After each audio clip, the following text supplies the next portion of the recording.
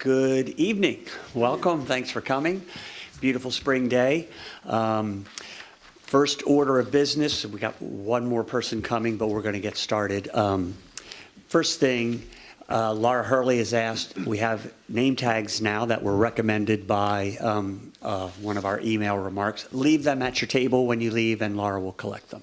Want to take this opportunity. I see Councilman Josh Hastings out there. Josh, welcome. Thanks for coming. Thanks for the opportunity to serve. First order of business tonight is an approval of our agenda. I'll take a motion if someone's prepared to make a motion to approve the agenda. Move approval. Thank you, Phil. Is there a second? Second. David, thank you. Any questions, thoughts, or additions, subtractions? Okay, all those in favor of approving tonight's agenda, please say aye. Aye. Opposed? All right, thank you, everyone. Next up is approval of our March 25th, 2001 minutes. I'll take a motion when someone wants to make it. Make a motion. That was you, was that you, Michelle? Yes. Thank you. Is there a second? Second. Thank you, Sharon. Any discussion? Hearing none, all those in favor of approving the minutes of March 25th, excuse me, please say aye. Aye. Opposed? All right, that's unanimous. As we discussed at our last meeting, we as a committee determined that we're going to try to help the alternates out by picking names out of a basket. Laura has prepared each name, and so to make sure that it doesn't, I'm not the person doing it, I'm going to get up and randomly walk around the room and ask people to pick a name out of a hat. We're going to pick in this order. The first name out is the first alternate. The second name is the second alternate, etc. Bob. Oh. No, you're right. Don't easy way. Please announce into that microphone who that is. John Rankin. Thank you. David. Chris Eccleston. Thank you. Catherine.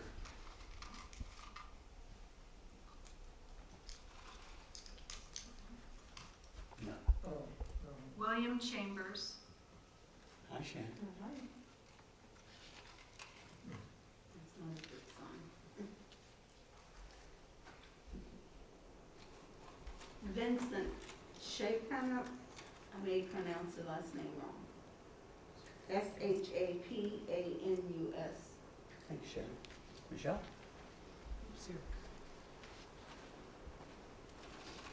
Mike. Oh, gee. Thanks. Mark A. Tyler. You go, Matt.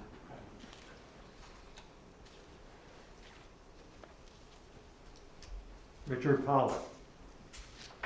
Thanks, Sonia. Now let's go to the middle of the table, go down to the honor. Here you go, sir. You already said yours. Mayor yourself. Darren Lombardo.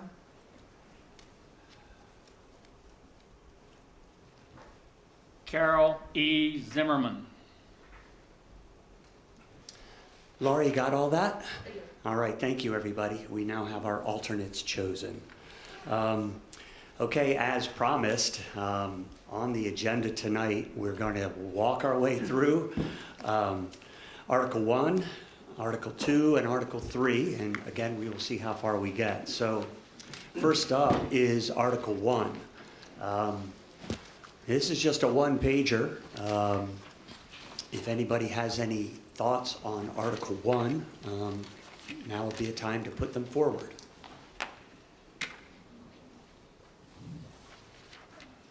Yes, Bob? Yes, sir. I think that there's a suggestion that there may need to be a definition added in Article 1 that relates to government, a definition for local governing body. Mr. Wilbur, it seems that's a somewhat technical issue. Is that something that you as county attorney could maybe enlighten the committee on as to why that may or may not be necessary? Well, in state code, there's reference in various state laws to the local, the county governing body, the municipal governing body. If you wanted to define that, that could be put in here in 102. That looked like a place where it could go. But the state code does provide a definition of a governing body. And it's, it'll say in local government article, state code, governing body means, and the one that would apply to us is county council and the county executive as the charter is presently written. So whether you want to just leave it as state code with that definition, or you would want to say anything in the local charter, that's up to this group. Would you mind reading that state code definition again, Sure. please? Thank you so much. Governing body means, and then there's several different examples here, and in this case, it would be the county council and the county executive. Thank you, Paul. Any thoughts on, thank you, Bob, for bringing that one up. Any thoughts from the group on adding that definition? Yeah, of- Paul, And everybody, I will ask, do the best you can when you speak to pull that microphone right up to your mouth. Nobody will bite. Thanks, Matt. okay, Paul, is it, we were given some copies, and I guess the only thing I didn't, it looked to me, the first one, there's a Maryland Code and Courts Rules. This is cut out of something, and I don't know what it is, but when I read the local governing body means, it struck me that we would maybe refer to the code as under, quote, local governing body. Unless, because we fit one of those, and if we were to ever make a change, at this point, we would more than likely probably go with one of the others. Right? Do we know where it's been an issue? I'm not aware that it's been an issue. Anybody aware that this has been an issue? Wasn't identified as an issue, if you will. I'll just say that a lot of times, the contracts and agreements that the county gets, it just says local governing body, and it doesn't define what that is. So there's been some confusion, Okay. I would say. All right. As to, does that mean just the county executive? Because the county executive will sign all Sure. contracts. Right. There are often contracts that are signed by the county executive and not a member of the council, or are all contracts for need to? The executive signs. Executive signs. So perhaps, Laura, if I think I'm hearing you think this would be a good idea, and I'm not. I do. Okay, all right. So if anybody wants to put that in the form of a motion, or we can, again, have more discussion on it. Michelle, I think I see you leaning in. What about referring to the applicable governing body, which be, that way it's covered if it's the executive or it's the council? Well, I mean, I might say that adds a little bit more confusion, because what we're attempting to do is define the governing body, not, Paul, this might be a good time. So right now, as it's mentioned in 102, the county council is listed first, the county executive second. Does that matter? No. Do we need to define the local governing body as in any way other than the county council and the county executive? That's what it would be under this charter. Okay. If the issue is for signing of contracts, could we say, for the purpose of signing contracts, the local governing body shall be the county executive? Does that help clarify the contract issue? So when a contract is signed, when a contract is entered into by the Wicomico County, does both the county executive and the county council review and approve the entering into the contract? No, majority of contracts are reviewed by the county executive. Okay. It's only if they're, a multi-year contract would they come before the county council. Michelle, yes? See, that's where I'm saying it needs to be, if it's a multi-year and suddenly it becomes the county council, you really can't put in that only the county executive is signing contracts. I don't think that's what we're attempting to do, right? I think we're simply trying to define what the local governing body is. Could we just insert and I'm not exactly sure where, Yeah. that would be something Paul could weigh in on.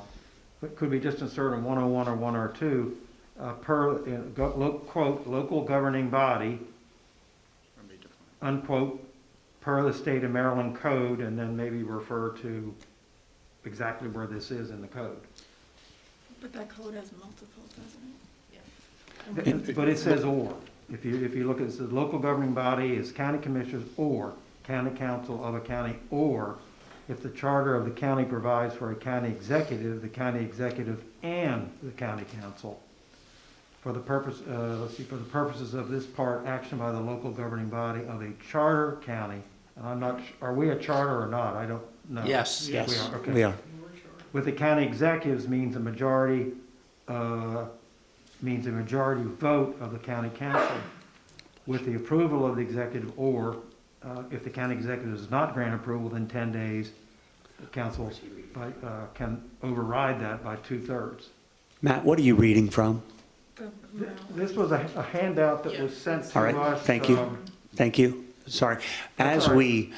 because we do get a lot of handouts, as, you know, if you might say, this is in reference to, so we can identify, so we can find it. Thank you. So may I ask just a Sonia? clarifying question? Of course.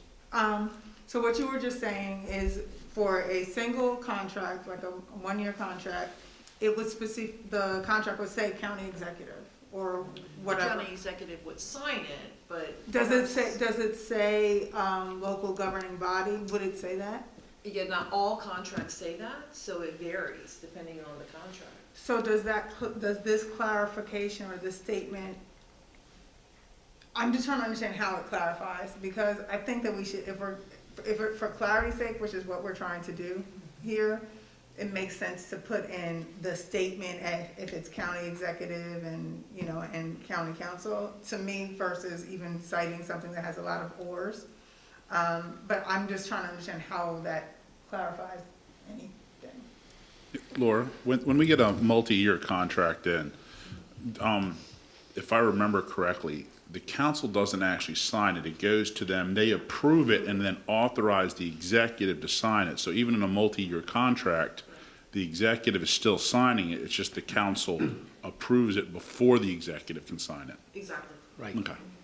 So again, what was suggested is that we add a definition of the local governing body. And Laura seems to believe this would be a good clarification, if you will. Julie, yes. I have two pieces of information for input. One is in the code under 14-401, which is the state code, and that I got offline, not from any of the handouts. And it says in this subtitle, local governing body, which is in quotes, means 1, a board of county commissioners, 2, a county council, or 3, the mayor and city council of Baltimore.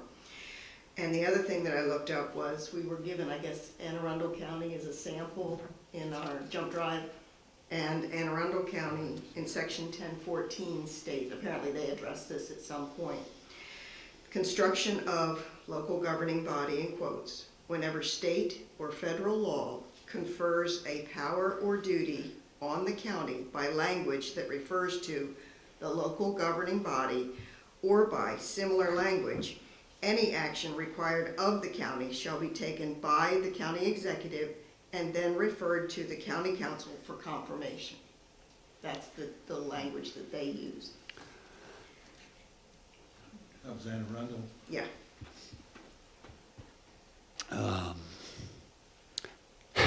This is going to be, this is, we're only on Article 1. So, I mean, if we did that, that would mean that all contracts would. Right. I mean, a contract that is for a year or less that has that language would have to go to the council. yeah, and I think that, I mean, that may be a good thing, but that would change what the law currently is. right, I think what I just heard from Anne Arundel, that looks like that's adding more trickiness to what we're trying to avoid. Aren't a lot of contracts, not all of them, I know that, but aren't a lot of really, it's a ministerial issue. I mean, you sign a contract with whoever's gonna haul away your trash, or you sign a contract with somebody who's gonna change all the stop signs from red to purple or whatever it is. I mean, so it would seem to me that it doesn't need to go back to the council. I mean, they're the legislative body, not the administrative body. But those contracts shouldn't say a local governing body. They shouldn't say a governing body. They would probably, I wouldn't think. Well, that could almost be a requirement. I mean, I've reviewed a lot of contracts as an insurance agent, a lot of them, and there's no reason the council can't essentially say, we want in our contract to say something to the effect, Wicomico County, a local governing body, unquote, per Maryland code, da-da-da-da-da, period. That way, if the evolution of local government should evolve over the next 10 years and the state of Maryland, and somebody comes up with a third option, then it could be and adds it to the code, we don't have to do anything. We, the county, don't have to do anything. The reason why the multi-year contracts come before council is primarily because you're committing funds into a different fiscal year, a different budget.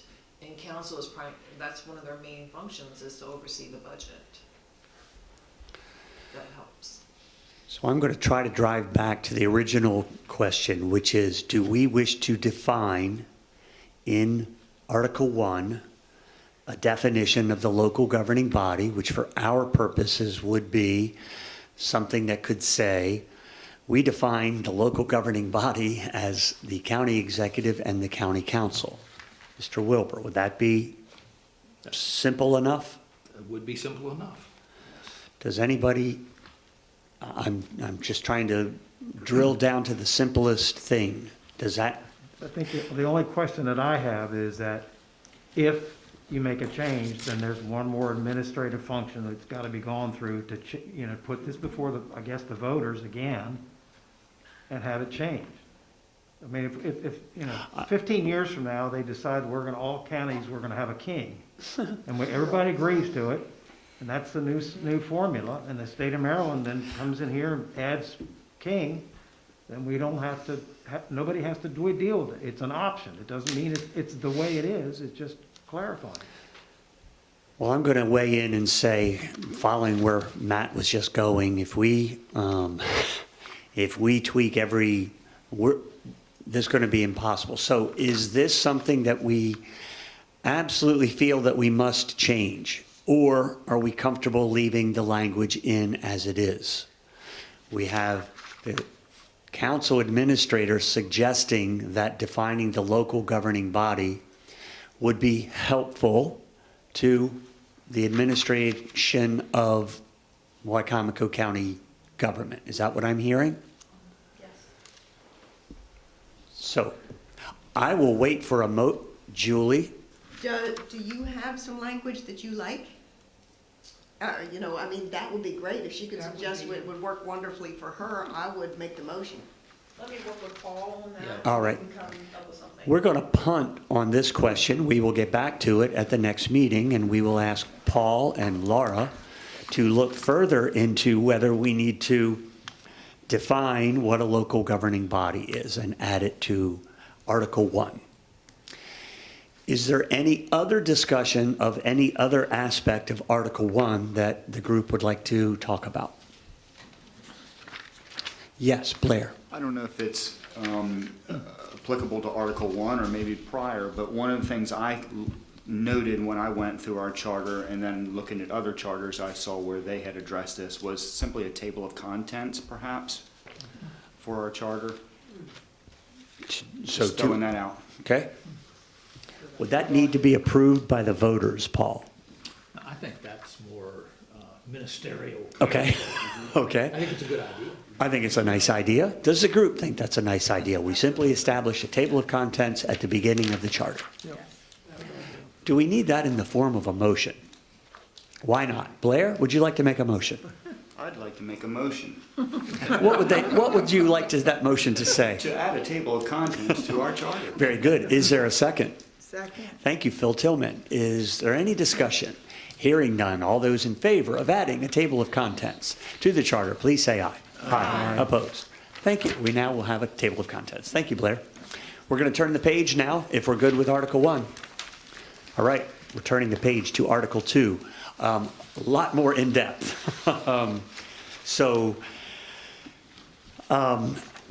As we know in our emails, the very first thing in Section 201 was addressed in a series of questions that were presented by a couple of citizens. Bob, I might turn to you based on a brief conversation that you and I had this afternoon. And he raised some very, not weighing in on one way or the other, but he raised some very practical questions that I think we should probably put on the table. So, I am not suggesting this question to suggest that the proposals are either good, bad, or indifferent, but rather I'm somewhat confused, maybe nobody else is, but since I'm confused, I thought perhaps that we could ask Mr. Wilbur to clarify something for me at least, and may be helpful to the committee as a whole. We have received 2 or 3 different suggestions that make significant changes to the structure of Wicomico County government. First, we were asked whether or not we should consider making a recommendation as to whether or not we should eliminate the county executive position. We've been asked to consider whether or not we should change from the current 7-member council to a 5-member council. We've been asked to consider whether or not we should change from a 7-member council made up of 2 at-large and 5 districts to 7 districts. I was sitting thinking about that as a general proposition, and if I understand the procedure, the commission would make a recommendation to the county council. The county council would then decide whether or not they wanted to forward that for consideration in a referendum. Mr. Wilbur would then be asked to draft the referendum language, and those changes would then go on the charter or go on the election in November of 2022. Am I correct so far, Mr. Wilbur? So assuming that I'm, with that understanding, if the committee were to recommend, for instance, changing from a 7-person council to a 5-person council, in 2022 we would have an election for the current 7 members. We would also have a recommendation at the exact same time that we change from 7 members to 5 members. So we would be asking the citizens of Wicomico County to consider on exactly the same vote to whether they want to elect 7 members and who they're going to elect, but also whether or not they want to then change to only 5 members. I'm not suggesting we can't do that or shouldn't do it, but it just seems to me that it creates confusion. I think I'm relatively smart. I think I would be confused if I was coming in voting under that scenario. Mr. Wilbur, assuming that's the case, could you explain how you think it should be structured to work so that we minimize the confusion? Right. Well, I think that the election in 2022 would be under the, we'll call it the old structure or framework. And if the voters said, let's change that structure, then I think that would start in 2026 at the next election cycle. So you'd have 4 years under the old from 22 to 26, then whatever the new structure is, that's what that election would be about. When we changed from council to council and executive, I'm assuming that after that vote of yes, we want an executive in this county, the charter had to go through and be adapted and revised because there was not language in the charter at that time. So there was essentially another charter review committee to revise the charter to the new form of government. Yeah, I think that in 2004. Yeah. So if there was a change in the form of government, there would then be another whole group of people like this to then revise the charter to address the new form of government. Yeah. I think under the the system we have now was, we'll say passed, I think in 2004, maybe Phil knows exactly. And then I guess the first executive was in 2006. Correct. 2 years after the voters, or Right. 4 years after the So the voters. form of the government was created in 2004. Right. We'll say, maybe that was a congressional election, Yeah. and maybe there was a general election in 2006 that actually elected people to fill the slots. See a couple hands. Phil, please. Just for discussion's purposes, I served on a county council that was 5 members. All of us were elected at large. So we were answerable to every citizen of Wicomico County. When we went to Councilmatic, had to divide it into 5 council districts, primarily to create a minority district. We chose to add the 2 at-large folks. Then every citizen in Wicomico County would have 3 county councilmen that were answerable to them. And for that reason, I don't think I like the idea of having 5 or 7 separate guys in separate districts. Because then you kind of silo things. It's much better, I believe, from a representative government point of view, to continue with the 2 at large and 5 councilmatic districts. Thank you, Phil. Tony? You just said what I was going to say. You know, I was there with 7, and I thought about it. You know, you think about it, there's some good thoughts in it. Years ago, everybody ran at large. Emerson Holloway was the African-American educator who got elected. And when he got elected, he had to retire from the school system. He was a fine gentleman. He lived 2 years and died in office. And then I think there might have been a suit brought that said we needed a minority district, and that was done. And you know, I thought about what was the notes we got as I read it.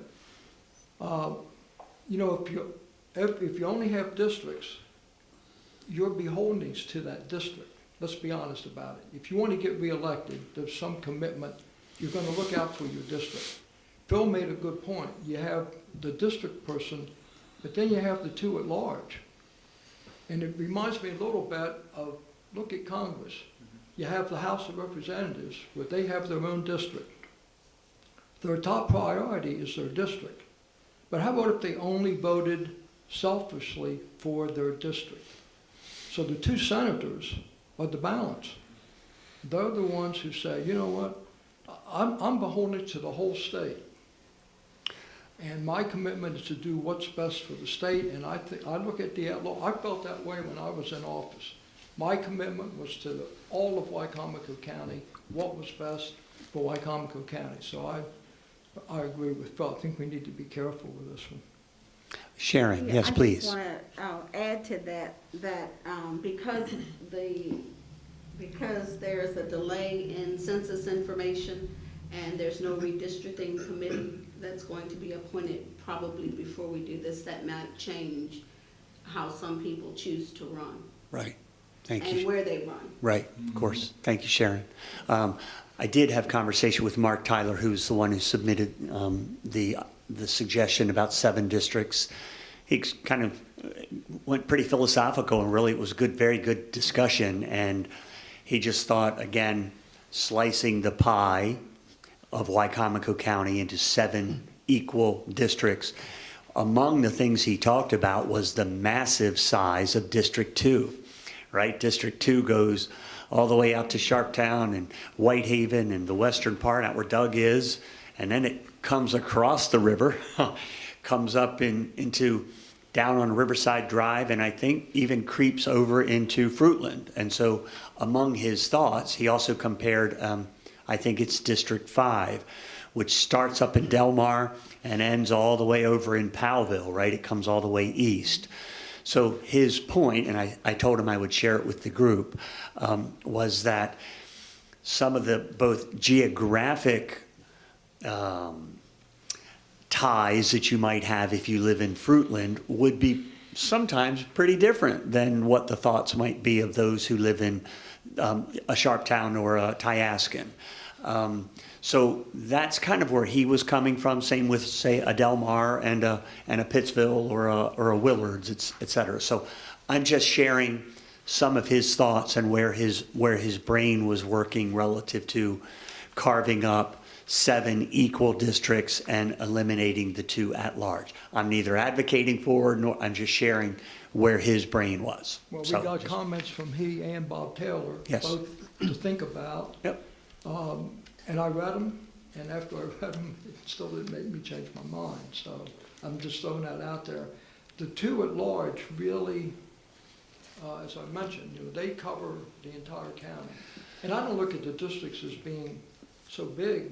I mean, the county's only 347 square miles, so I don't see that as a problem. If you can't get in your car and cover the county or your district, then you There was probably also- shouldn't be in there. Of course, there was also the thought submitted that, as Bob mentioned, that going from a total of 7 council members down to a total of 5 council members. And there was some information supplied to support that. So I thought I would throw out to the group, again, as we had talked about, there will be some issues where maybe we do a little bit of research and we invite someone in to take a look at what Montgomery or Hartford or what is the group have any interest in that, in assigning this to look at not just comparable counties, because that's going to be difficult to do because we're Wicomico and there isn't a perfect match for us out there. So I'm just throwing that out as an option. I'm not advocating for it. I'm just trying to see what the group might wish to do. Catherine? I think that would be a great idea. Particularly, I would be interested in looking to see if having more districts helps encourage more minority representation on our county council. So, So, go ahead, Sharon, it looks like you might want to say something, or it looks like you're just thinking. I can't tell. Well, Yeah. I got You're doing both, yes. It's all good. I'm just ensuring that the minority district will stay in place because that was That done. was- And if there's gonna be research on it, Absolutely. I may not be correct, but the language in that lawsuit, I believe, says that cannot be changed without a judge. But I may be incorrect, I'll Right. say that. Understood. But, but we need to read that lawsuit again, 1987 to 1991. Well, I mean, that's the other issue. I mean, Paul, I don't know if you know the answer, but would it require, do we have a decree that's in place that mandates it, and if we made a change, does that somehow have to be addressed? Yeah, I think we better dig that decree out and see what it says. Yeah.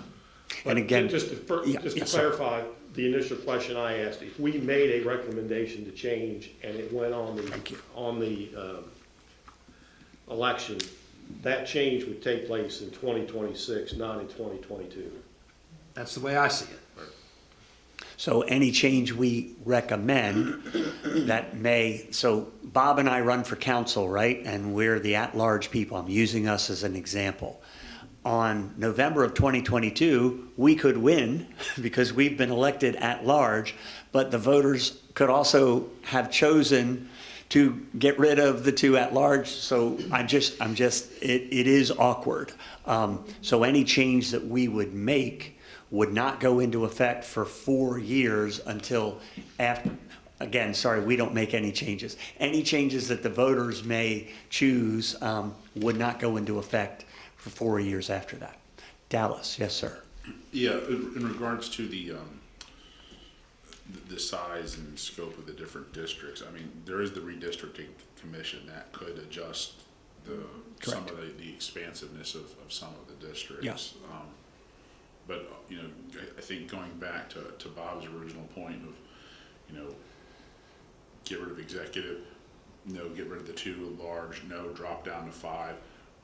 I think moving forward with reviewing the county charter, we have to assume that we're staying with the existing form of government, because if we get off on the what-if scenarios, there's very different end products for all of the different options we're talking about. It's a big rabbit hole. Yeah. Yeah. Like you know, And- what if we end up with a king? Well, then that's a whole other charter. Sure. You know, Yeah. it's just, And Bob, in our brief conversation today, he mentioned that and reminded us that part of our goal here is not to add too much confusion for the voter in 2022, right? So where is the group? Would we like some look into the decree that Sharon mentioned and look into that?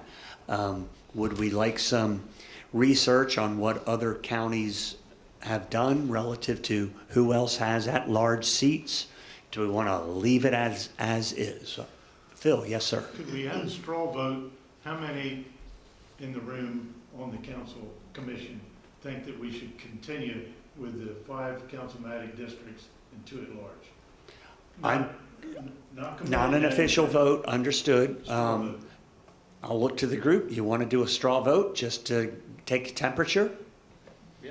Let's take our temperature. Those who think the current form of government is of 5 council districts and 2 at-large council members is a sufficient way of doing things, go ahead and raise your hand. Okay, that's pretty overwhelming consensus. May I make a comment? Who is My- saying that? Michelle, thank you, I'm sorry. My comment is this: is it really what we want in the room, or is it what the citizens of Wicomico County want? No. Are we here to be a sample of the citizenship and say this is what everyone wants, and we're just gonna table everything or pass it? Or are we gonna look and research and try to find out what people really want? Things change over years. People change, counties change, and I don't think we can just, what I see or what I'm perceiving is we're playing it real safe on things, instead of really researching and looking at what people may want and what other forms are available that could possibly be better if people want them. And it's up to the citizens. Thank you, Michelle. Julie, I saw your hand first. My hand went up because with the research I did, I found that Governor Hogan had established a statewide redistricting committee in January. So that is an unknown, as well as the census. I'd like to know where the growth was, where, before I can make a judgment call on 5 or 7 or whatever. So I raised my hand in that based on the unknowns that I have right now, I would think the best choice would be to stay with what we have. Thank you, Julie. Dallas, I saw your hand. yeah, just, I agree. We're here to represent everybody, but 1 or 2 voices don't represent 100,000. And I think what we just did with the straw vote is a good way to kind of hopefully gauge the temperature of what the general population would like.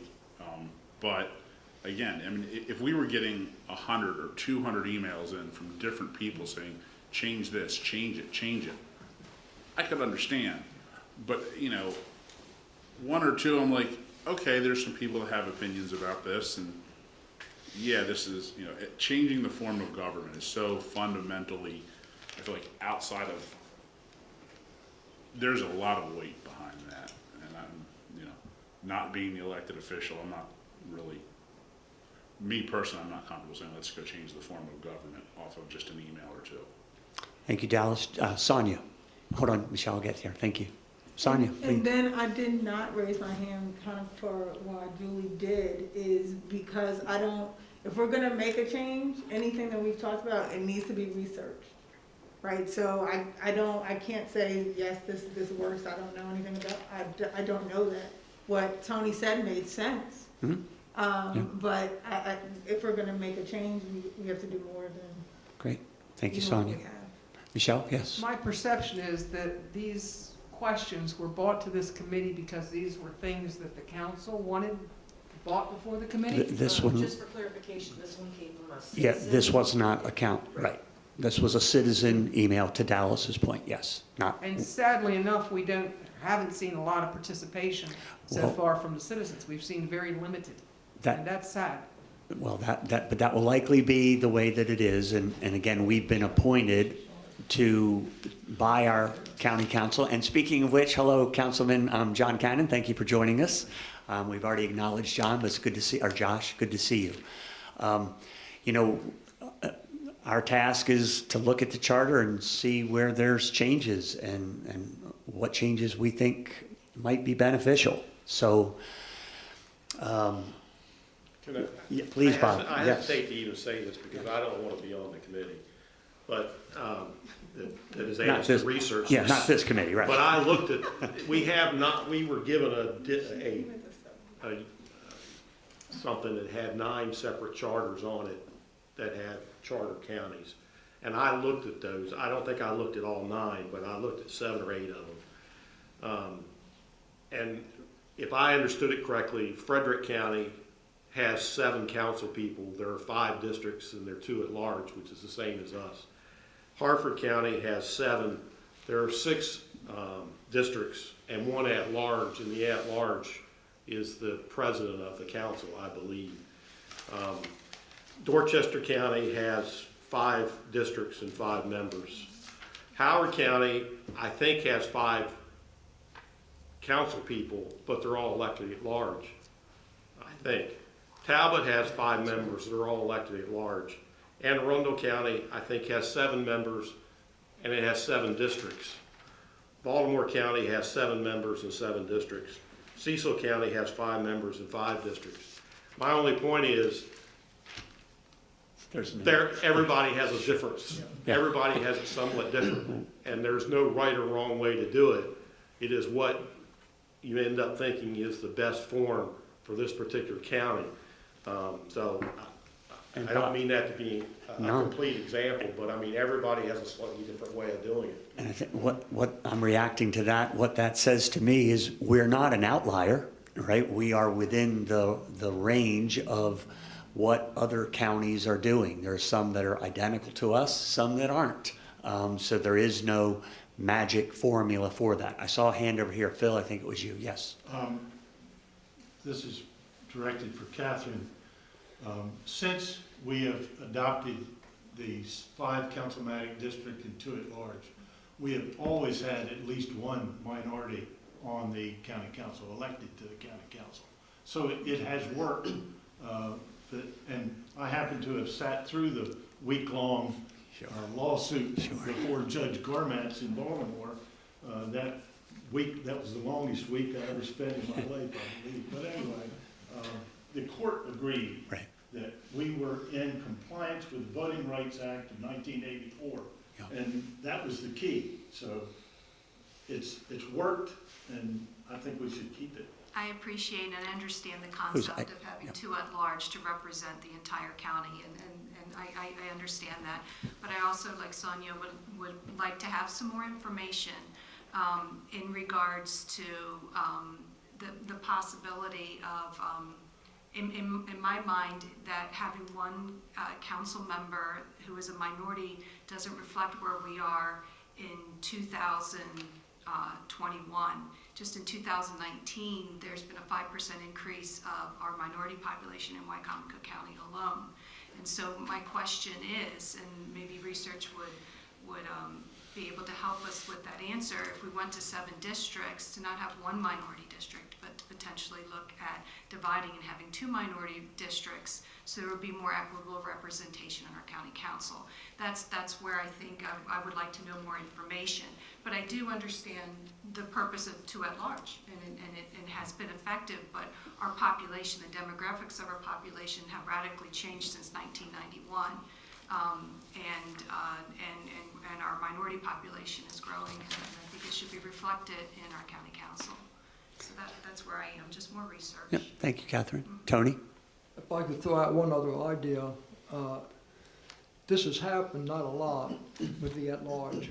You may have someone who does not get along with the representative from his own district or her district. Sure. It's just a fact of life. Sure.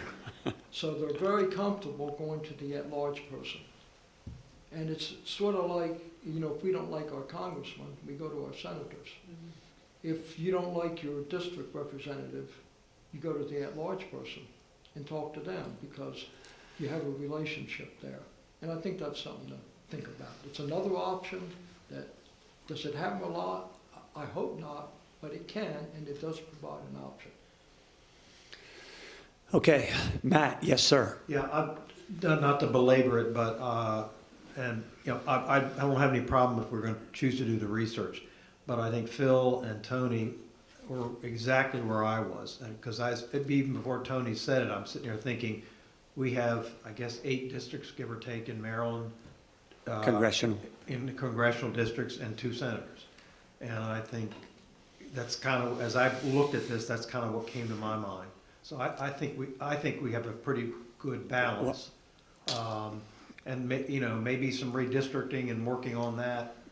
I guess that, is there a study that's been ordered, or what's the situation there? I'm sorry, a study that is. Study on redistricting. It's mandated. That's- So the council is in the process of appointing a redistricting commission. And Paul can probably tell you a little bit more about that, but the It's- census data it's in is the not charter. gonna be It's next. available until the end of It's the year. literally- So everything's being delayed. Oh, on okay. that. So I think you're it's- gonna get to it. It's Shortly. it's literally two paragraphs down in the charter. So here's what I'm going to do, because we could talk all night. If somebody wants to put a motion, now bear with me. We will consider as a committee any motion that is put on the floor. And we will consider those motions as they are made. So if somebody wants to put forth a motion on this, on any aspect of what we've been discussing, we will bring that motion to the floor. We will vote that motion up or down. We would then, depending on that, entertain another motion. So that's how we're going to have to do this, because I just don't know any other way to do this. So if anybody would like to make any motion right now for consideration, I'm going to ask someone to do it.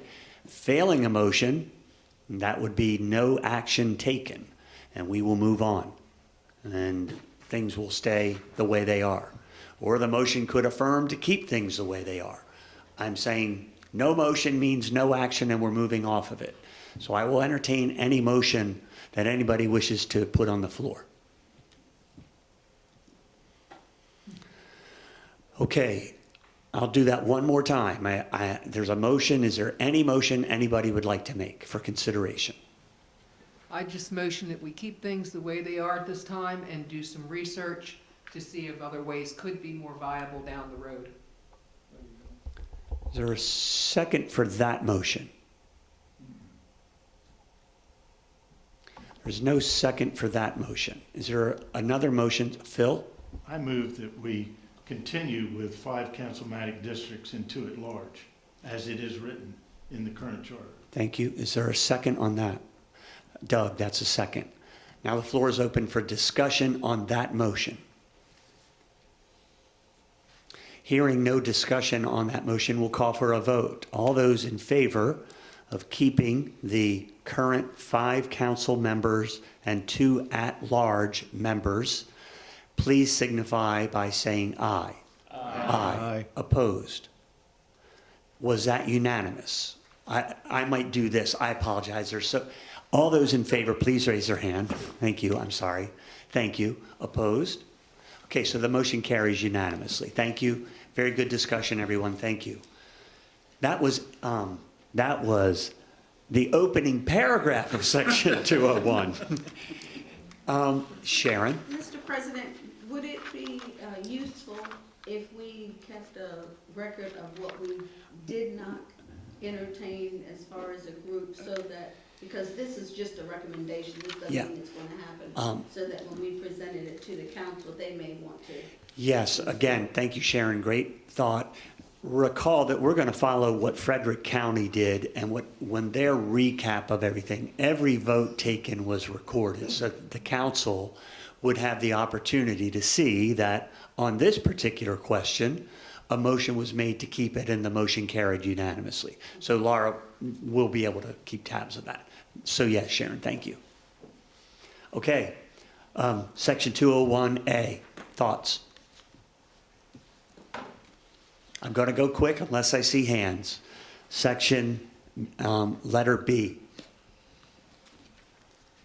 Yes, Sonia? You were just talking about this, and I'm understanding that this is a different year, so I was looking at these dates clearly, the county council shall appoint no later than February 15th, and it is April, whatever.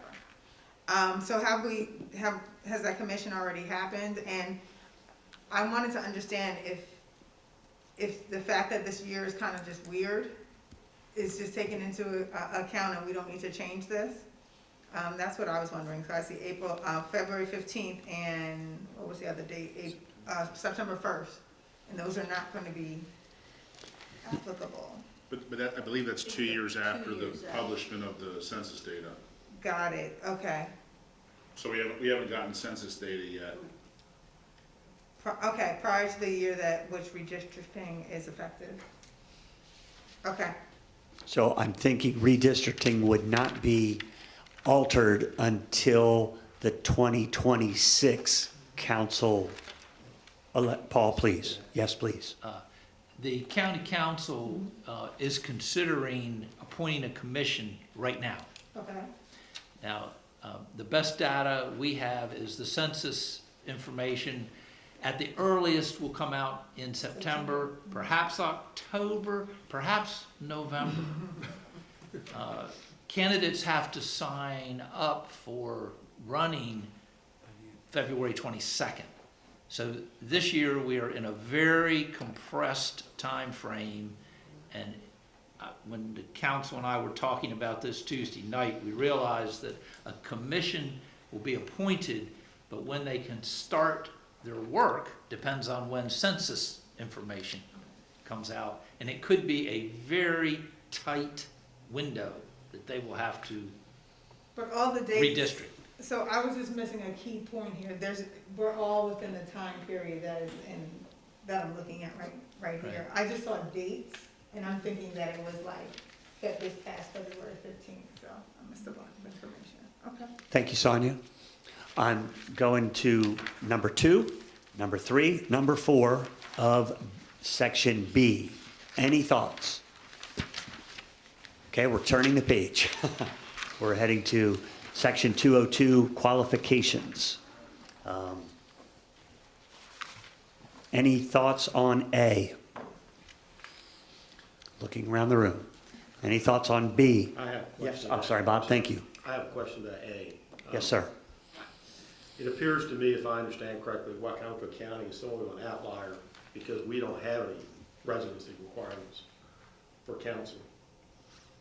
If I'm correct, and every other county I've looked at has some period of time that a person has to be a resident before they can run for county council. And to your point, in the county executive definitions in the next section, there is a residency requirement, which I think is too long, but we'll get to that in a little bit. To your point, I agree. I don't see a residency requirement, i.e., as example, you must live in Wicomico County for 1 year prior to election date or 1 year prior to the date to file.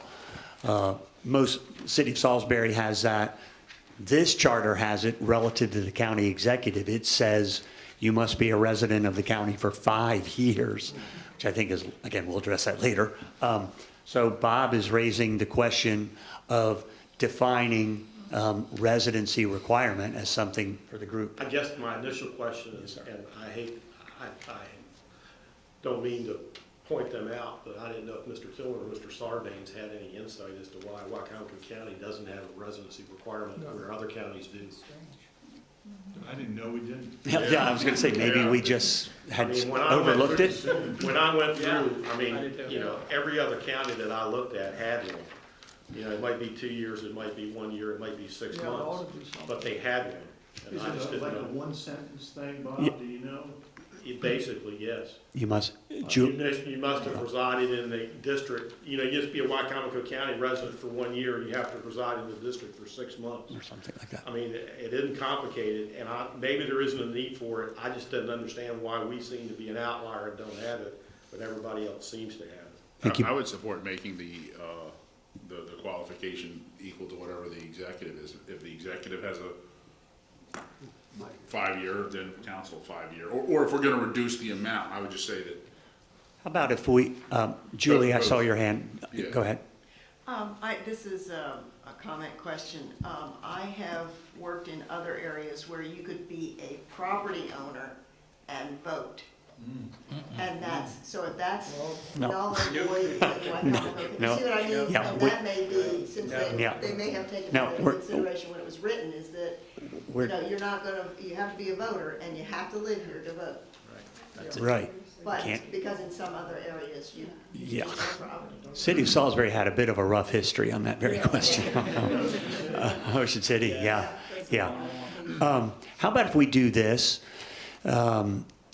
Let's come back to, Bob, I love the idea. Again, I personally am going to be addressing the residency requirement for a county executive is 5 years.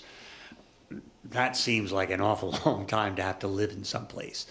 Do you want to address this when we address that? Or do you want to address both of them right now? I'll look to the group to have thoughts on that. Why don't we address it now, and then Okay. we can address making it equal to. To the county When we okay? get to that section. Okay. Would somebody like to make a motion regarding residency? I don't mean, the other thing that they had, some of them have an age requirement. You have to be 25. One of the counties had a requirement that you had to meet the qualifications that are for a state senator. I'm not advocating either of those. I'm just pointing I'm it out. wondering why we don't have those, but other counties seem to have some aspect of those things. And Is there a again, reason for it? For consistency, the county executive does have an age, and it's 25. The county council does not. Tony? One thing to think about, a councilman as opposed to the exec, I want the exec to really know Wicomico County. He or she, I keep saying whoever that person is really needs to know Wicomico County. You've been here a year, you don't know Wicomico County. You can be here a year and know your district. It's a little different, and I think the aura of responsibility is also different. So I'm surprised. I'm like, Phil, I thought, I didn't know there was No. not anything in there like that, but there ought to be something. Again, to reiterate what Bob is saying, he's not suggesting we need it, but if we want to add it, this would be the time. So again, if somebody would like to make a motion, now would be the time to do it. And if, Sonia?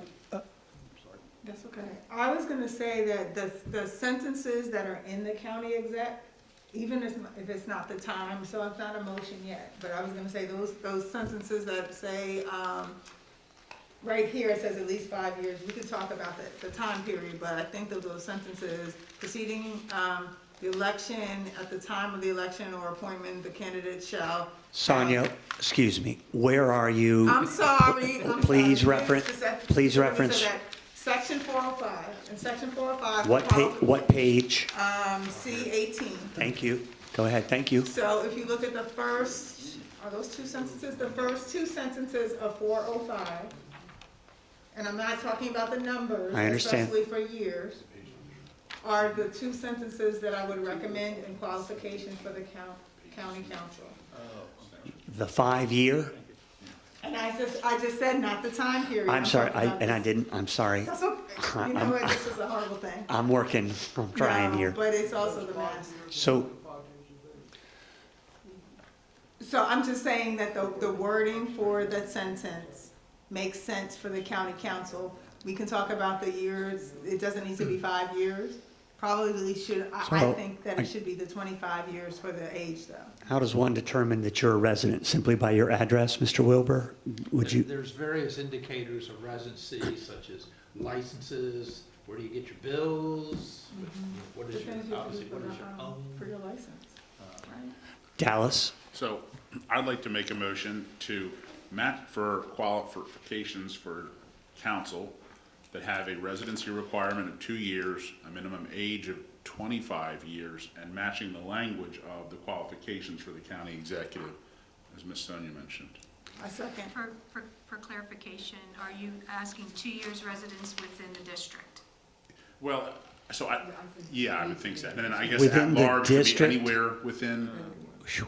So they, just, again, I'm not advocating, if you look at this, And very often what they said is it's 1 year or 2 years for county residency, but it's a lesser time period for the individual district. Okay, so. You want to try that motion Yeah, let me again? try I mean, that. so I, you know, I currently live in District 2, but I've been a resident for 40 Yeah. years.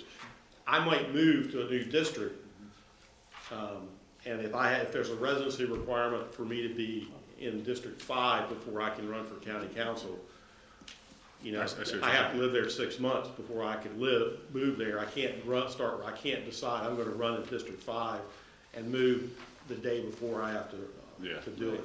Okay, so how about, You know, I guess that's the theory behind it. okay, so a motion to make the age limit 25, minimum age limit 25, residency within the county, 2 years residency within the district, you're elected to 1 year? Can, I'll, just open for discussion, so we're looking at 5 years with the county executive, and then we're looking oh, at I was 2. thinking we would talk county executive when we got to Yeah. that section, but I'm just thinking for, I'm thinking more 3 years residency in your county and 1 year within your district. I would just tell you 3 years is probably, That's a long time. I think that's probably, legally, that's probably questionable as to whether you can do that, Mr. Williams. Yeah. Can't say that I've researched just where's the magic break point. But I haven't seen more than 2 years. right, 1 year, 2 years, I think that's what most charters I've ever seen. okay, so I'll stick with the legal I experts. mean, the concern I would have is that somebody comes in and takes the position that anything beyond 2 years is not legal. So can you clarify the motion that I seconded? So, There's- a minimum age requirement for council people of 25 years, 2 years residency within the county, 1 year residency within the district that they're serving, and matching as closely as possible the language for the qualifications of county executives. I still second it. That's the motion. Is there a second? I seconded before, so yeah. I second. Now would be the time for discussion of the motion that's on the floor. I have a discussion point. The 2 years residency within the county, that's the only thing I have a question with. I would personally be more comfortable if it was 1 year in the county and 6 months in your district. I respectfully see things a little bit different than Mr. Sarbanes. If you've been let's pretend you've been living anywhere and you move within a new county in anywhere USA, but we're talking about Wicomico. And an issue has happened pretty quickly in your neighborhood, in your school, wherever, that gets you as a citizen engaged in the process really quickly. And because I haven't lived here for 2 years, I'm not allowed to run for office based on the passion I may have about issue X that got me fired up about my community. So I don't necessarily equate length of time living within the community as being some sort of litmus test. So I'm more comfortable at 1 year and 6 months instead of 2 years and 1 month. I'm expressing my opinion. That's all. So I'd like to offer that I'm a come here, not a from here. So I have experience with moving to Salisbury. In fact, Mr. Sarbanes showed me around town when I interviewed for GMB and showed me where the theater was. And it was part of your tour that, anyways, so I moved in, lived right by the mall, lived there for 12 years. And I can tell you, I probably did not know that Willards was in Wicomico County for the first 3 or 4. Sure. Yet that was my district. Right. You know, so I'm a come here, I'm over in Salisbury, and I can't tell you if Willards is in this county or next for the first several years that I'm here. That's why I feel like you need to have a couple of years under your belt, because these are large districts. Fair enough. Yes, Doug, yes, sir. When you talk about the hot button, I've seen people come in, have a hot button issue, run, get elected, fix that one problem, and then you don't see them no more. Sure, right, They fix their hot button, their neighborhood is safe, clean, whatever. Sure. And then they're done. I want somebody that's gonna be there for the long haul okay. and do what they're supposed to do for 4 years. Thank you, Doug. Any other discussion on the motion? Okay, so the motion on the floor is to have a residency requirement of 2 years living within the county, 1 year living within your district, a minimum age of 25. That's the vote. All those in favor of that, please say aye. Aye. Opposed? I vote aye, by the way. Thank you. So that is also unanimous. Okay, we now have a residency and age requirement. We are still on B.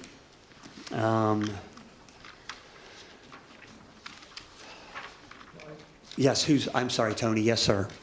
In some of the notes that we got, there was a question, I think the councilman must have raised it, about should a Wicomico County teacher be allowed to serve on the Right. county council? That's C. Yep, that's where, And I don't know if this is the right time to do it. It is. And then it says current county and state employees are prohibited.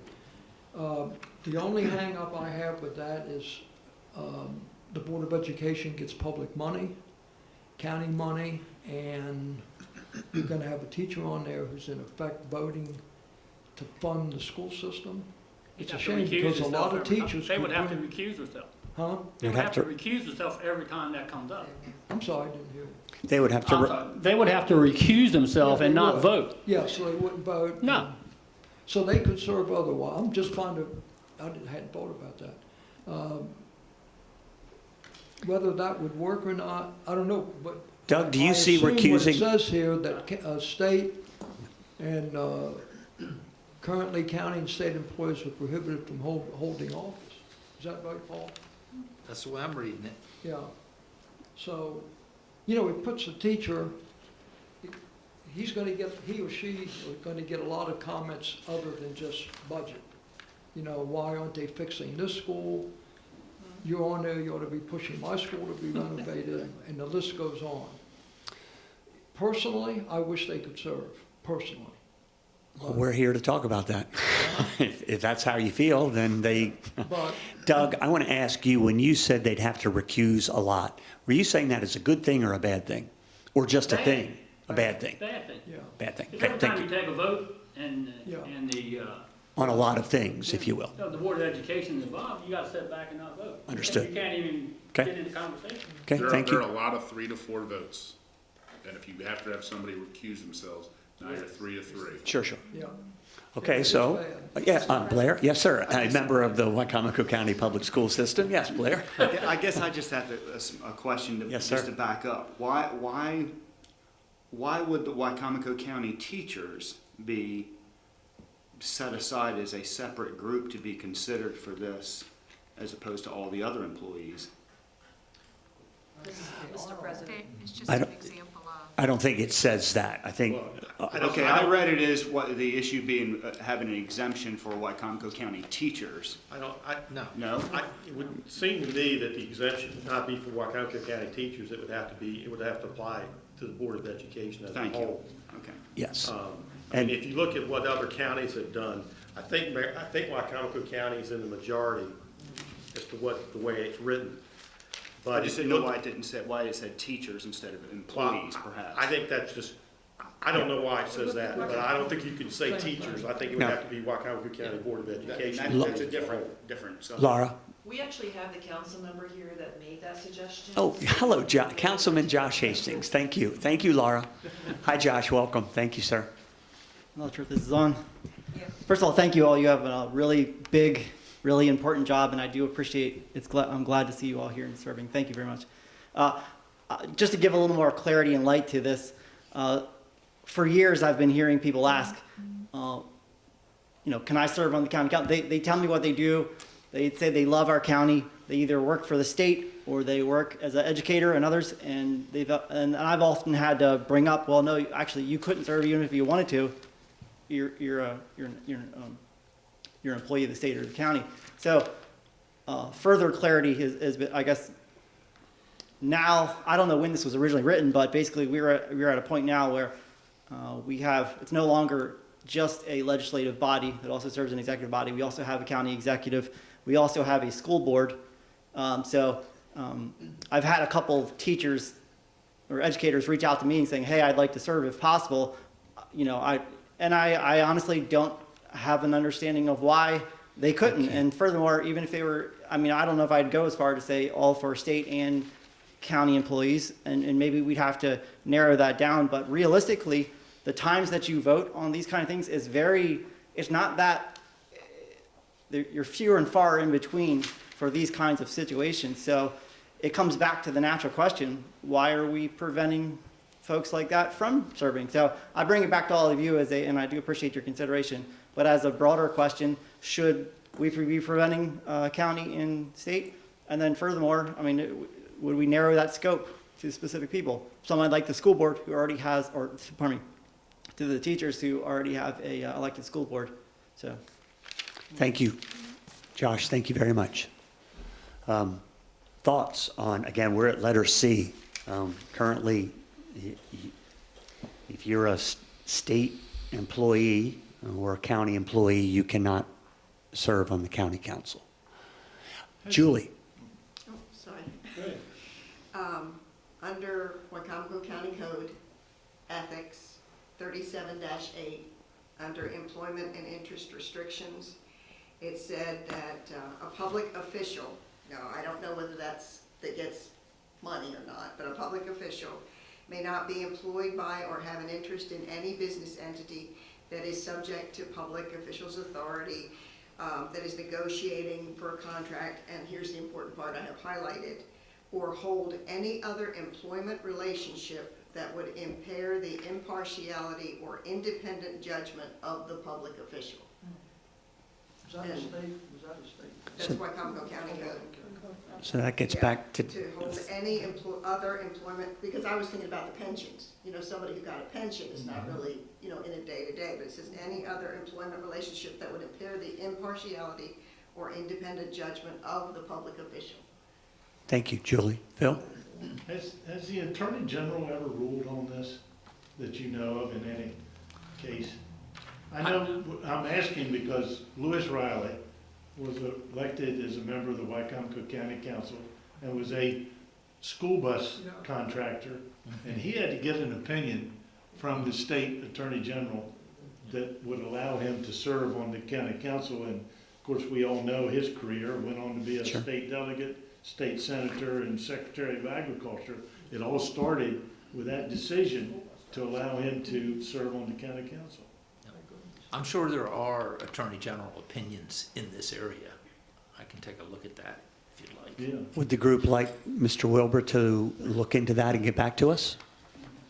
Yes, I Tony? guess following up, would that exclude the deputy sheriff, employee at the detention center, and Yes. Yes, Yes, recreation and parks, the whole Yes. smear? Yes. yeah. yes. the way it's written, it's broad. Yep. So Paul, you got your work cut out. Let me see what I can find. Okay, Well, and I know too, on the opposite side, for the city of Salisbury Council, they had, state employees on there. Gary was Yep. a state employee over at State Highway, right? Okay, correct. It's interesting. interesting. I'm going to recommend that we take a 5-minute break. Let's get up, stretch our legs, be back here, look at that clock on the wall. 5 minutes. Take a break. Thank you, everyone. Bob just mentioned something unrelated. We're going to get right back to business. As you know of a date coming up that will interfere with, say, your vacation or something like that, let me know as early as possible, and we'll attempt again to put a conference line in here with the caveat that you're mainly a listener while you're on vacation. But if you'll just let us know in advance, that would be great, and we'll try to make the technology available to you. Back to section 202, we just did letter C. I'm looking at letter D. I'm looking at letter, yes, Dallas. Okay, so yeah, two comments here.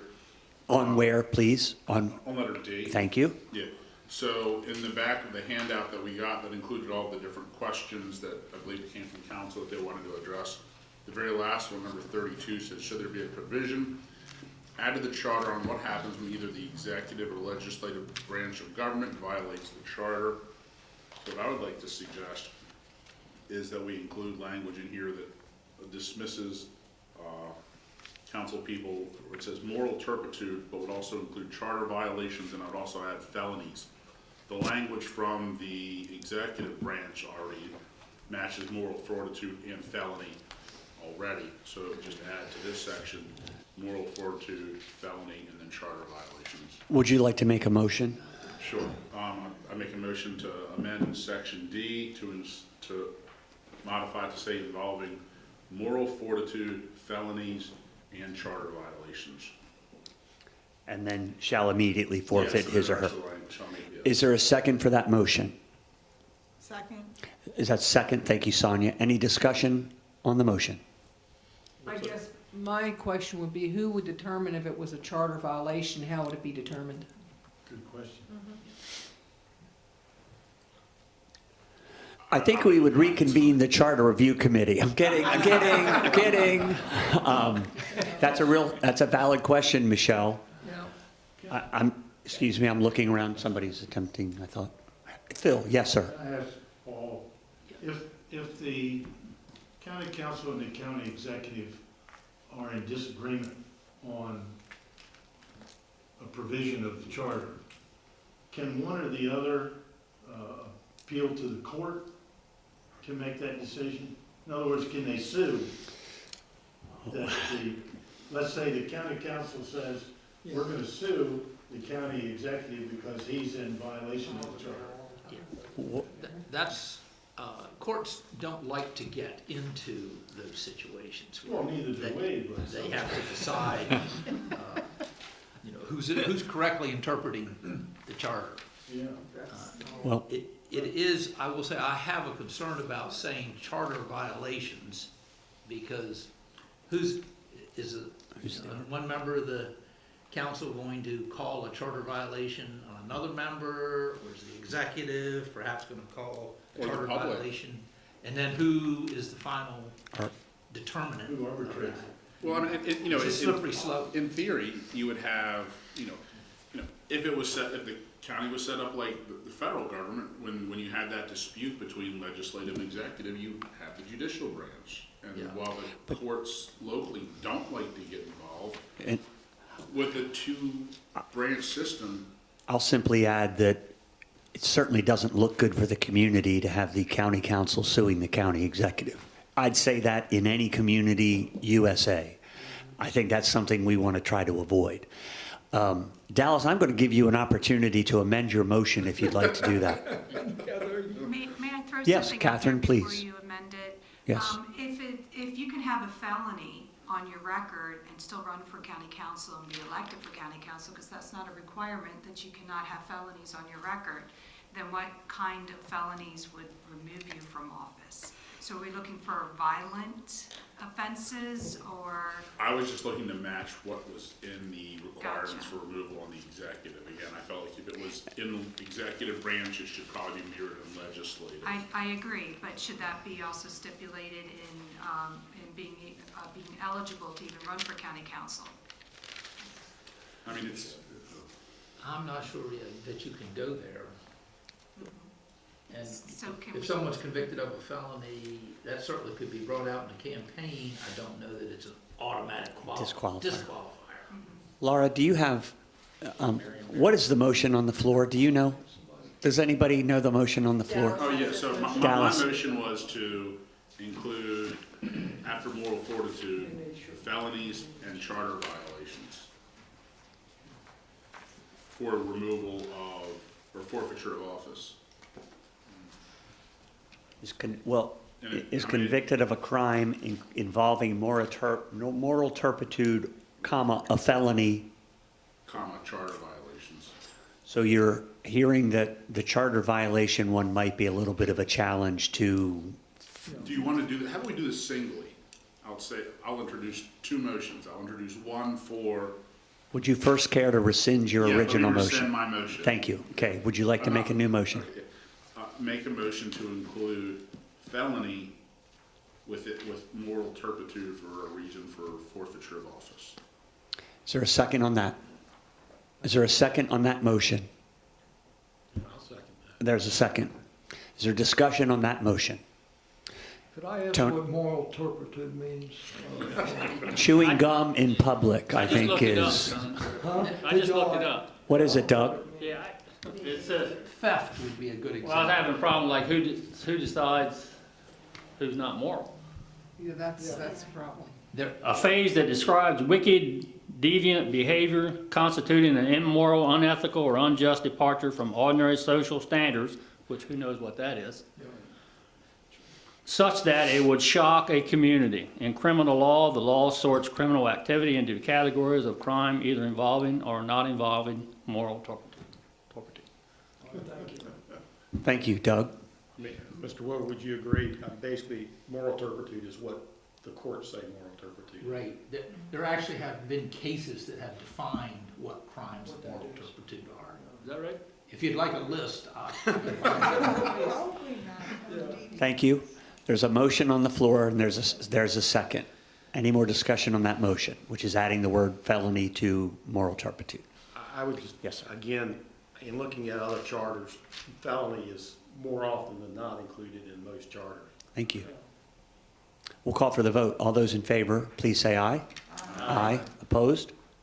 That motion carries. Dallas, do you have another motion you'd like to make? Yeah, I'll make it just for the sake of discussion. Yes, since sir. It was brought up.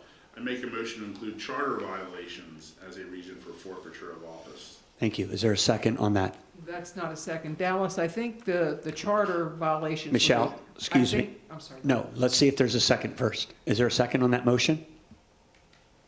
Okay, that motion's going to die for lack of a second. Michelle, do you have a comment you'd like to make? Just a comment on that. I think it's easier for the council themselves to look at a charter violation because there are 7 members that can judge or look at the executive, but when you're looking the other way, I don't know. I don't think it works. I just think the charter violations are a really touchy thing because who's going to decide it? Yep. Are we going to take it to court? Okay, so Mr. Cannon, who is a member of the county council, has raised his hand, and I will be glad to recognize you. Yes, sir. Thank you, Mr. Chairman. For a point of clarification, to give you some perspective, the main reason this came about was, as everybody has to know from the last few years, the council was subject to many violations from our perspective on behalf of the executive branch. We had no recourse. We had no teeth. We recognized full well that a particular measure was taken that was absolutely in violation of the charter. The charter is a constitution. It's not a guideline. It's the constitution of the county. But we had no means by which we felt we had recourse. The purpose of putting this in here is to try to see if this group cannot find some means by which to put more teeth into the charter so that when there is an egregious violation on behalf of the executive, beyond moral turpitude, beyond all that, we need to be able to take some measure to address that. On the other hand, regarding the council, charter violations, I'll give you a very simple one on behalf of a council member that might violate a closed session.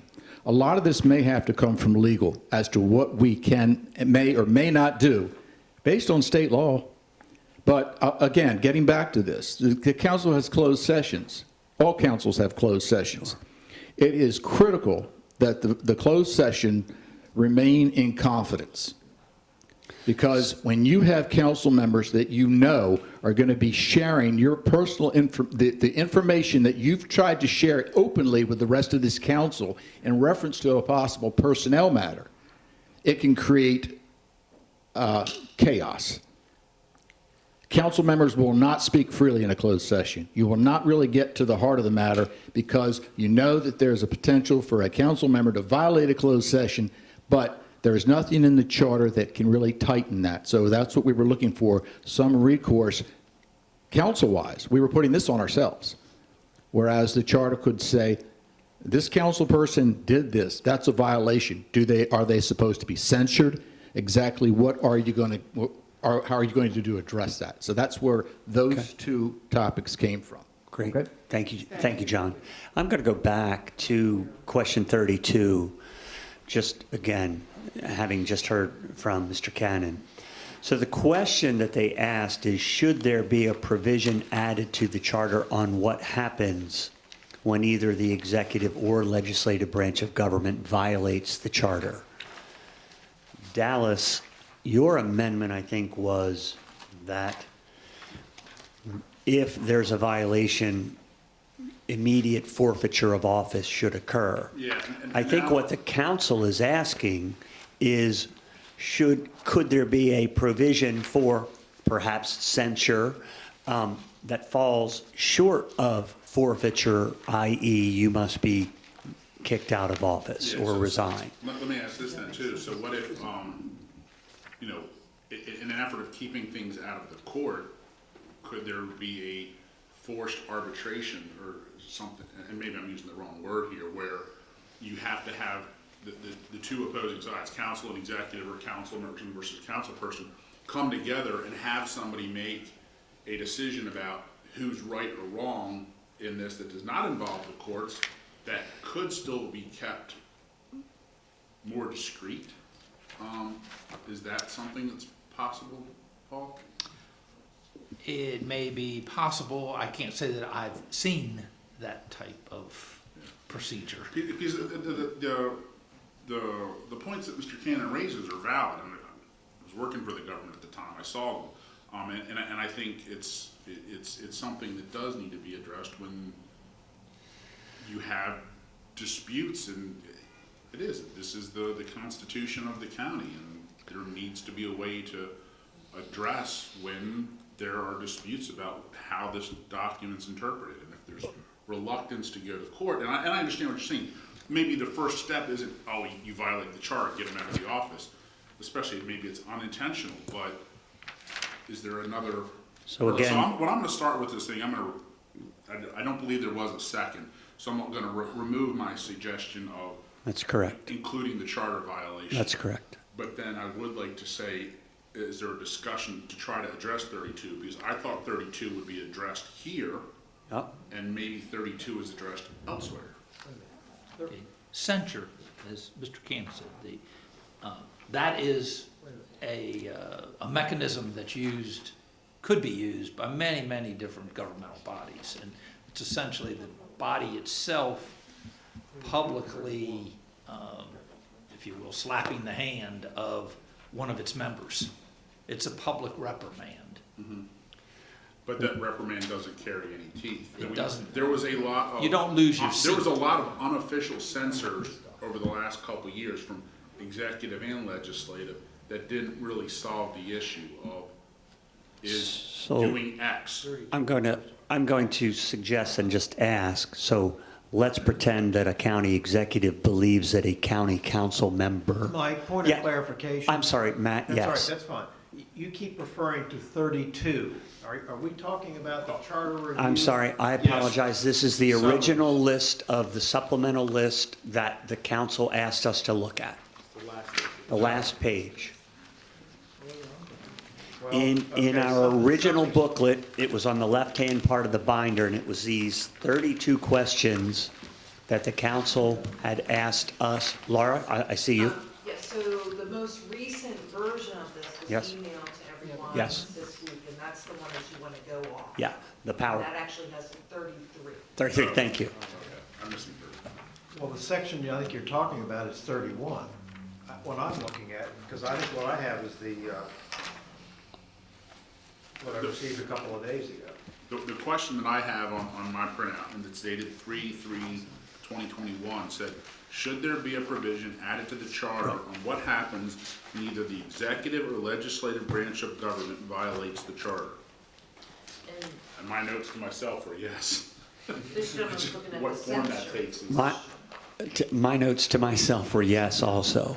So for the sake of discussion, so Matt, first and foremost, have you found where we're referencing? Sonia, can you, you're It's sitting, questions number 32 and 33 in the packet that was sent to you this week. and Matt, again, even if you don't have it in front of you, Okay. the question is, should there be a provision added to the charter on what happens when either the executive or legislative branch of government violates the charter. That's the question that we're talking about. Okay, it's not. So among the questions I was just going to ask, I was going to reverse. So let's pretend that the county executive declares that Councilwoman X, Councilman Y is in violation of the charter. What happens then? So Mr. Cannon just talked about internally, and we all know that there were struggles and different interpretations of the charter between members of the council and the county executive. So what do we do? What if a county executive says, Councilperson X, you are in violation of the charter? Or conversely, the council concludes that the county executive is in violation of the charter, which they certainly did on more than a few occasions over the last several years. I'm not here to say who was right. But among the things that the council is asking of us is how can we help fix that? If there's a violation that appears leveled by either side, they're asking, should there be a provision added on what happens then? So far, we haven't been able to answer that tonight. Dallas came close, but he didn't get there. Yeah, I feel like, I feel like the censure thing doesn't have any real teeth. That's why I feel like, if there was an arbiter to decide, yes, we go left or right, similar to if there's a divorce and they don't want to go to the courts to judge, you get an arbiter, is that the right word? Arbitrator. Thank you. To decide these things. I mean, that's my thought. I'm certainly open to other ideas. Blair, yes, please. Thank you, Dallas. Blair. I guess we'd also have to discuss just a violation of the charter. I mean, the charter is a large document, and, doing one thing that violates it might be not of the same significance as, violating a major tenet of the charter. I mean, if something says 15 days and something happens in 16 days, that would be one thing. I would Yes, think there would but be some different levels of at the end of the what we day, call violation of the charter. this is the law, right? This is the Constitution. So if you violate it a little bit, or you violated a lot of it, you've still violated it, as I look at it, for what it's worth. But I absolutely understand and respect where you're coming from. And I would hope that the arbitrator would then be able to decide, okay, this is a bend, this is a minor bend. Oh wow, you really broke. Well, that was my point. That would have to be set upon and agreed upon what is. What's a minor, what's a et major, cetera. and then there's the punitive side. What happens when the Mike, Michelle? Yes. These are elected officials. You can't just go and kick an elected official out of a county executive seat or off a council seat. Who's just gonna kick off the elected official? That's all I wanna know. That's the voters. No. It's the voters at the next election, if you will. But I think, yeah. But if there's a extraordinary, open, full, for public view violation of the charter by any of the 8 elected members of the county government, what can happen to that member of the county government? I think that's the question that they're trying to find some answers to. Now, by the way, remember, just because doesn't mean we're going to answer everything here, right? We can't do that, but we can try. Tony. You do read about councils removing people. You never read all the detail, but it's usually repeated offenses. But you pick up the Baltimore Sun, invariably you'll read, it's highly unusual, but you will read where people are censored and look into Congress.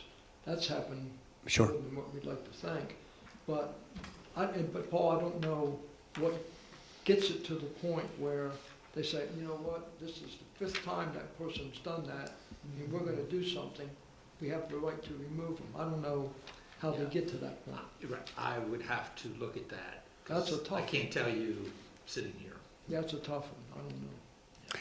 Bob, yes, sir. I'd like to suggest that we table this issue. Okay. It seems to me that the issue is more complicated than simply saying a charter violation, because my assumption would be that there has to be some mechanism established to allow a hearing process, and decide who is the body hearing it, what the procedure is. There probably needs to be a public hearing of some kind.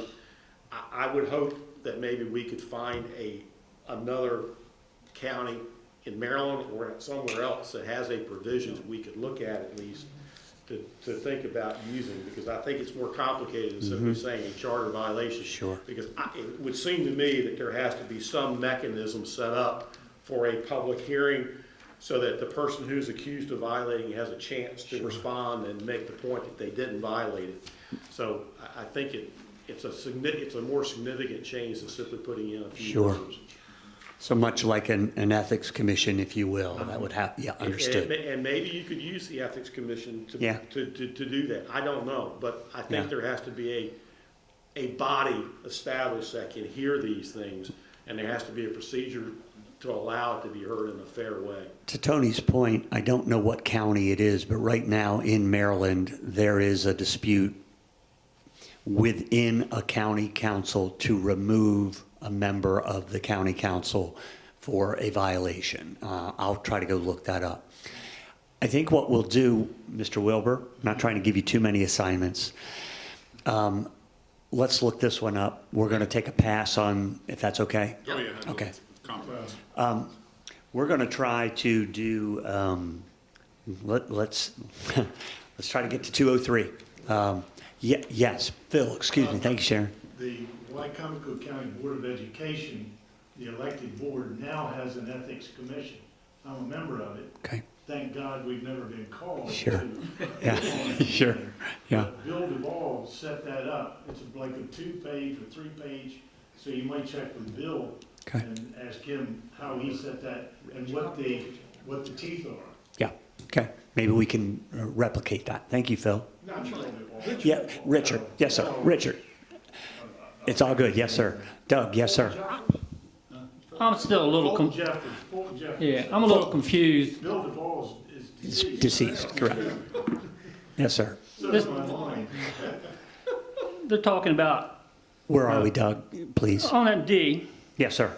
it says cease to be qualified voter of the county or convicted of a crime involving mortal turpitude. Sir. My memory serves me, the problems we were having with the county exec and the council were not criminal No, or that's- moral, they were They were a charter. procedure. They were charter.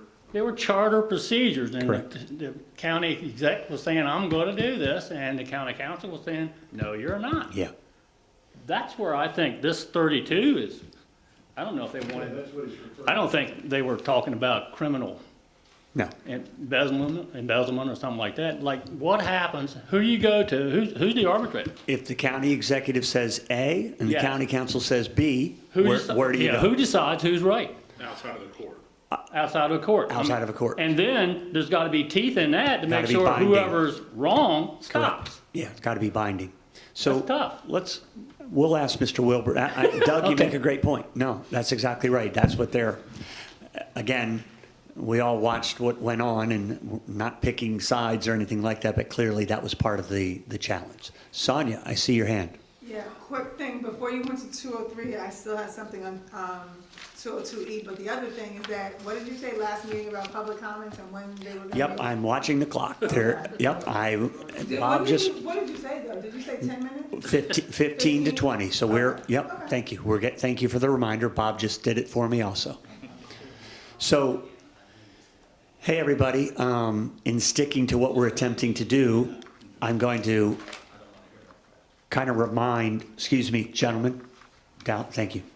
Sorry, I don't have a gavel or else I would bang it. It's all good. So, before public comments are coming up next, so for the group as we leave here tonight, we've been meeting for an hour and 45 minutes, and we have gotten a page and a half into the county charter.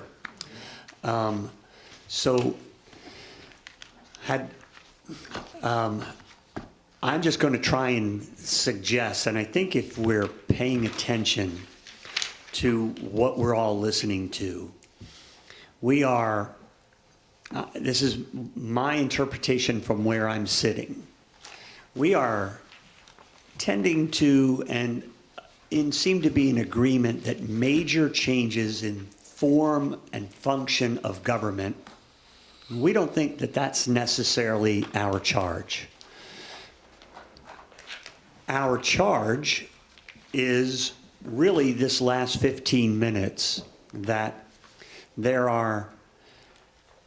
we need to figure out ways to assist, again, back to the goal of trying to put in place the best system for better, good governance, right? And the last 5 years have reminded us that there are holes that need to be fixed. And if we can do nothing else but that, I think we will have accomplished a lot. If, however, we keep at this pace, our work should be concluded somewhere around February of 2024. I'm kidding. So as we leave tonight and we go back and we do our homework, we're going to have to pick up the pace a little bit. We cannot solve every problem, but let's try and land on the semantic challenges that have proven problematic in the good governance aspects of our county government, okay?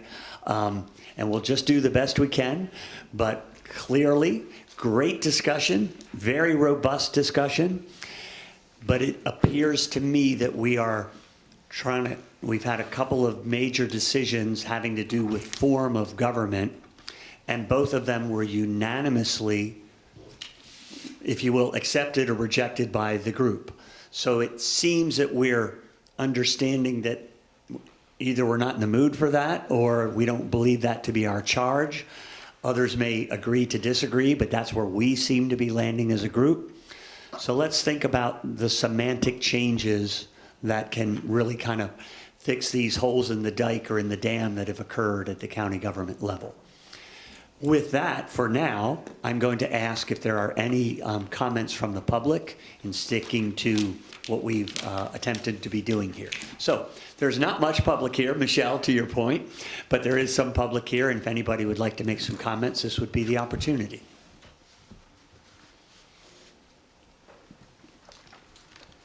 Good evening. Good evening. I'm John Raymond. Hi, John. My comments about the having educators or teachers holding a county council seat. I think that by doing that has an inherent conflict of interest involved, particularly since the Board of Education receives 48 or 49% of the total county revenue. So I would discourage the group from changing that current limitation. All right. Thank you, John. Anyone else from the public? Yes, sir. Mr. Taylor.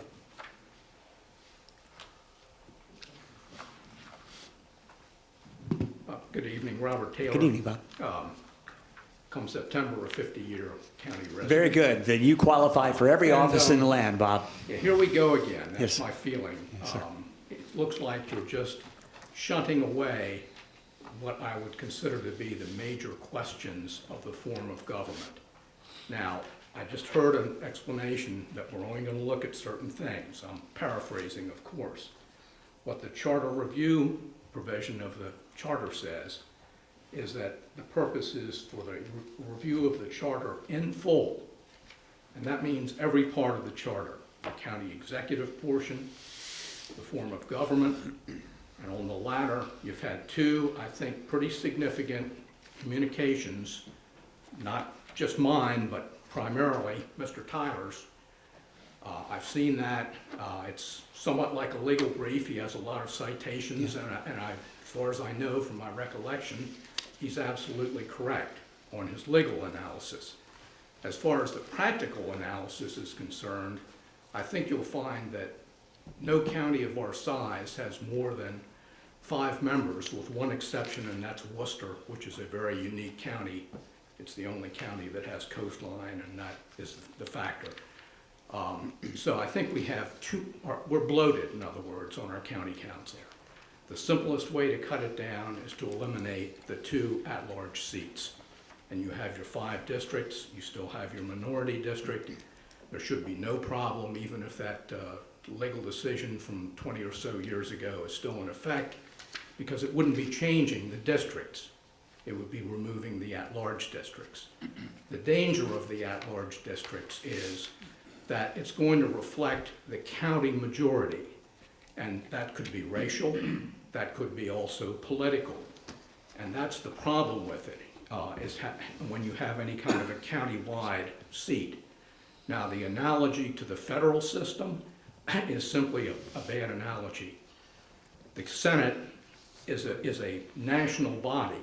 There's no senator that's elected nationally. They're all elected from a particular jurisdiction. They're called states. So that's just not a good analogy to begin with. Now, getting down to some of the weeds tonight, I think that the discussion of the last 15, 20 minutes about trying to either censure or remove a council member for violating a charter is frankly absurd. You're opening a can of worms that there's no need to open. I think if you look at the other charters, I don't believe there's anything like it in the state. The problem with it is, and I think somebody hit on this, what if there's some minor, insignificant violation of the charter? For example, there's a provision in the charter that council members can't influence people in the executive branch. I'm paraphrasing. What happens if somebody calls up and says, you know, there's a pothole out on Naylor Mill Road, and could you get to that? Our former county executive, and I'm speaking of Mr. Culver, took the position that comments like that were a violation of the charter. And you know, you're going to get into this can of worms for no good reason. The major violations of the charter, when you read through it, are going to be by the county executive. There's not much in the charter that the council doesn't do as a body. Now, speaking of Mr. Culver and what Mr. Cannon referred to, I can tell you that the council retained an attorney last summer, and we would probably be in court today had Mr. Culver lived. There were obviously gross violations of the charter, including appointing people, and this is by Mr. Culver now, as department heads without having them confirmed by the council. That's a flat-out violation. It possibly is criminal. And you know, that was the problem that we had. And frankly, if it hadn't been for Mr. Culver, we probably wouldn't even be discussing this thing tonight. Hopefully that's over. And I think there is a way that it can be addressed, and I've suggested that there should be an office of council attorney, like they have in Harford County, where that attorney has the right to sue under their charter. Mr. Taylor, We I'm going went to through ask, a long discussion on this last summer, believe me. going to ask you to wrap up, please. Okay, can I add one other thing? Yes, sir. In Make it terms quick. of, Yes, sir. I do disagree with Mr. Cannon about the confidentiality of certain aspects of closed session meetings.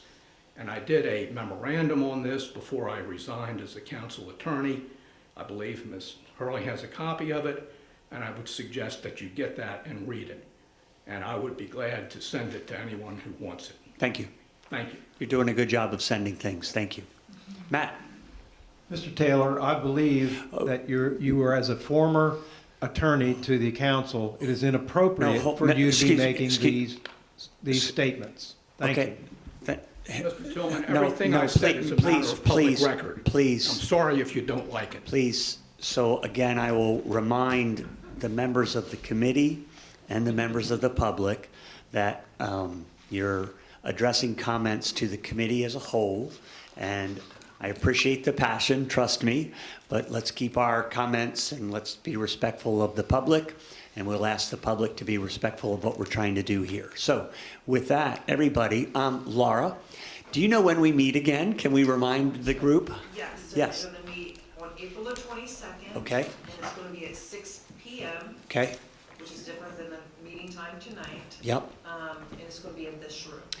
Thank you. So that's the 22nd at 6 o'clock. There will be in this room. Laura, how are we into, excuse me, this room's availability in May, how do we think we are looking? So I was able to confirm the first meeting date in May. Okay. I don't have a confirmed time yet. All right. But I do have that date. All right, so we're operating one meeting ahead. So Dallas, yes, sir. So, I mean, at the next meeting, I'm assuming we'll continue on with what we did not get covered tonight. Should we be looking at another section? I'll just say, when I got the agenda, trying to get through that stuff and look at other charters from other counties, it was a little tight time schedule.